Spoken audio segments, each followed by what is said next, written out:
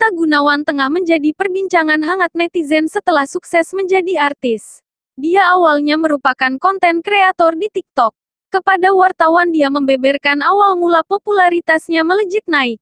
Awalnya aku tampil sebagai kasir di acara The Cave Trans 7 bareng Raffi Ahmad, tutur Nita Gunawan belum lama ini. Selain Raffi Ahmad, Nita Gunawan juga kerap tampil bersama Sule hingga Vicky Prasetyo yang menjadi host acara. Mereka sering menggoda sosoknya yang dinilai sangat mempesona. Tak lama setelah itu, Nita Gunawan berhasil diajak Raffi Ahmad untuk mengikuti acara launching jersey Rans Cilegon FC. Dan pernah tampil di acara grand launching jersey Rans Cilegon FC milik Raffi Ahmad, sambungnya. Nita Gunawan sejatinya pernah belajar di John Robert Power Presetter dan MC. Tak heran acara TV yang menghadirkannya semakin banyak. Hal itu dipicu dengan gaya bicaranya yang sudah mumpuni di layar kaca.